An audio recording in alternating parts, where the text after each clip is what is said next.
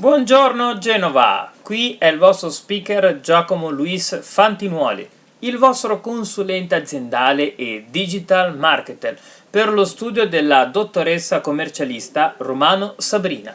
Oggi vogliamo parlarvi di un argomento davvero attuale, successo qualche ora fa e già tutti ne parlano. Mario Draghi, Premier. Bene, oggi non vi parleremo di chi è lui e del suo grande curriculum da economista, banchiere, dirigente pubblico, ma bensì di 3 parole e fatti che subito lo conseguono. 1. Cosa è questo spread? 2. Perché è un problema se si alza questo spread e in questo caso si è appena abbassato di 102 punti? 3. Che è sto premio? Sia come figura politica, sia del perché se non ci sono state votazioni, come mai come premier ora c'è Mario Draghi a capo del governo italiano? Hashtag Fisco Genova, che ha adottato la filosofia o politica, scusate per il gioco di parole, filosofia politica, delle parole semplici, vi spiegherà in modo semplice e semplificato il tutto, una volta per tutte.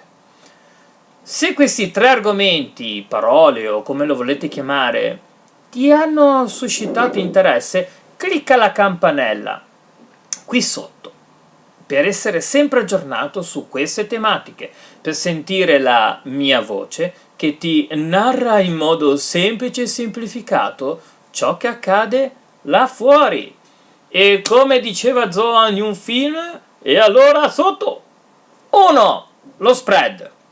Lo spread è la differenza di rendimento tra titoli di Stato italiani in questo caso e i titoli di riferimento più buoni europei. Mamma mia, quante battute oggi, buoni titoli, ovvero quelli tedeschi, cioè i BTP, ovvero i buoni del tesoro poliennale. Cosa sono sti maledetti BTP che continua sempre a leggere ovunque, emessi dall'Italia, e il corrispettivo tedesco, il Bund. Ecco cos'è! Io pensavo fosse il famoso cugino James Bond 00730. Ricapitolando in tutto, in parole davvero semplici, lo spread è il valore di un vero atleta misurato in base al tempo che lo distanzia dal primo classificato.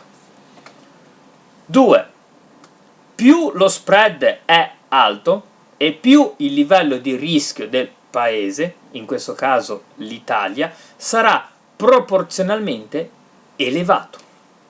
Se lo spread si restringe, vuol dire che il mercato valuta meno alto il rischio di default, cioè l'incapacità tecnica dello Stato italiano di rispettare le clausole contrattuali previste dal regolamento dei titoli emessi. Mentre se si amplia, significa che viene percepito come più rischioso, ovvero se lo spread si alza è più rischioso l'eventuale rimborso di ciò che noi abbiamo investito, non con la macchina. Se lo spread si alza, cosa si rischia? Beh, ad esempio, A. Interessi più alti sul debito pubblico. B. Impatto sui bilanci delle banche. C. Contraccolpo sui finanziamenti. D. Importazioni più care per gli europei. Ed ecco però l'unico aspetto con la lettera da me inventata, in questo caso la E. Crescono i rendimenti dei titoli di Stato, ovvero la crescita dei rendimenti per chi investe in titoli di Stato italiani, però si tratta di un effetto positivo a breve termine. Ed eccoci a parlare del terzo argomento. Che è sto Premier? Ad oggi, 3 febbraio 2021, qui in Italia il nostro premier appena eletto è Mario Draghi, ovvero il nostro capo del governo. Ah, ancora non ti è chiaro? Ecco, il famosissimo cardinale Richelieu, no? Dai, il cardinale cattivone dei Tre Moschettieri invece... Ecco, sì, proprio lui. Per lui fu coniato questo titolo di primo ministro, o anche chiamato ad oggi, nel 2021, presidente del Consiglio dei Ministri o cancelliere, essendo che abbiamo nominato poco fa la Germania, o anche chiamato Premier Ministre in Francia. Ed ecco perché Premier, per risparmiare parole, no? Il Presidente del Consiglio è nominato dal Presidente della Repubblica, attuale Sergio Mattarella.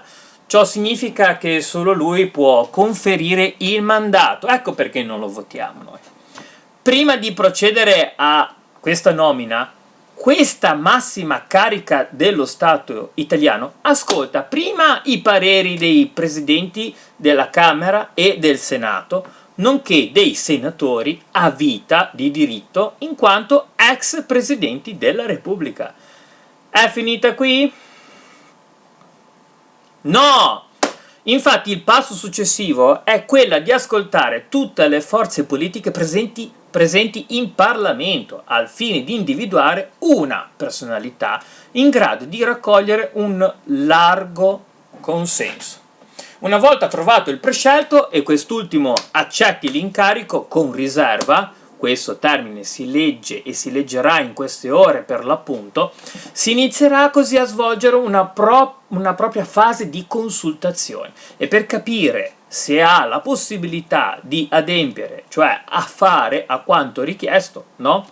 E se le consultazioni hanno esito positivo, il Premier torna dal Presidente della Repubblica con la lista dei ministri. A questo punto avviene finalmente la nomina vera e propria. Fine. No!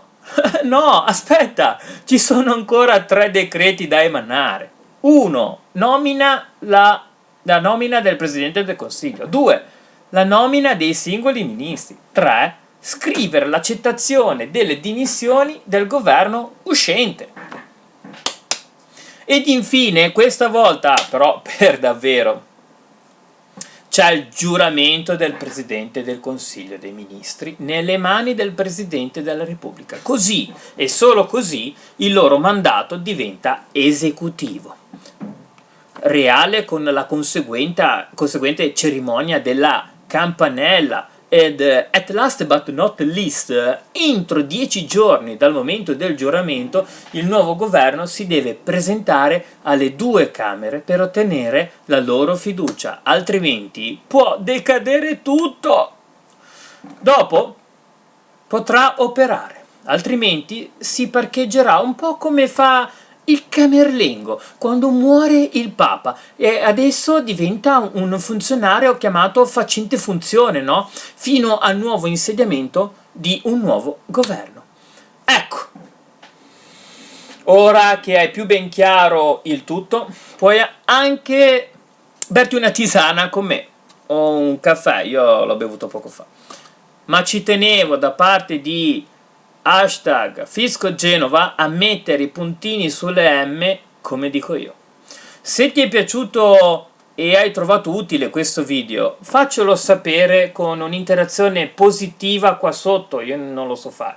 Iscriviti al canale quindi, condividici per sostenerci e se non ti è chiaro ancora qualcosa, faccelo sapere qui nei commenti, qui sotto, sì.